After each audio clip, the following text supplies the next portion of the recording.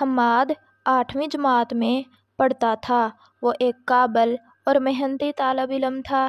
اس کا تعلق ایک غریب گھرانے سے تھا۔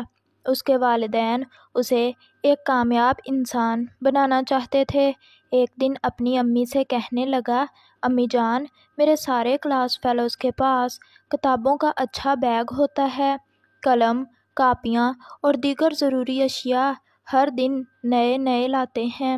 ان کا لنچ نہایت ہی عمدہ اور اعلیٰ کھانوں پر مشتمل ہوتا ہے، جبکہ اس کے برعکس میرے پاس ان جیسی اشیاء نہیں ہوتی اور لنچ بھی معمولی ہوتا ہے۔ حماد نے شکوے کے انداز میں امی سے کہا۔ یہ سن کر امی نے اسے تسلی دی اور کہا، بیٹا، ہمیں آپ کا احساس ہے کہ اس طرح تمہیں تعلیم کی سہولیات ہونی چاہیے، مگر تم دیکھتے ہو کہ یہ پیسہ تمہارے والد کے خون پسینے کی کمائی ہے۔ ہم یہ بچا بچا کر تمہارے اسکول کی فیس اور دیگر ضروری تعلیمی اخراجات پورے کرتے ہیں۔ حماد امی کی بات بڑے غور سے سن رہا تھا۔ اس کی امی پھر بولیں، بیٹا، تم ناشکری نہ کرو بلکہ اس کے کھانے پر اللہ تعالیٰ کا شکر ادا کیا کرو۔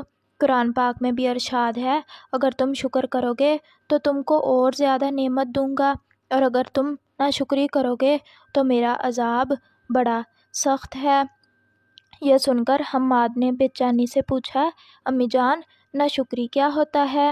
حضرت عثمان رضی اللہ تعالیٰ عنہ کا قول ہے کہ نعمت کو غیر مناسب جگہ خرچ مت کرو، یہ ناشکری ہے۔ امی نے جواب دیا۔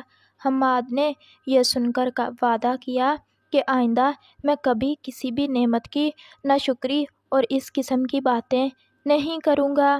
کچھ ہی عرصہ گزرا تھا کہ اللہ تعالیٰ نے حماد کے والد کو ایک بہت اچھی جگہ پر نوکری عطا کی، جس کی وجہ سے حماد کی وہ خواہش خود بخود دور ہو گئی۔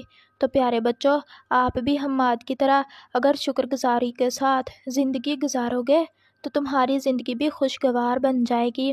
اگر آپ کو ہماری یہ ویڈیو اچھی لگی ہو تو ویڈیو کو لائک کریں اور پلیز چینل کو بھی سبسکرائب کر دیا کریں۔ شکریہ۔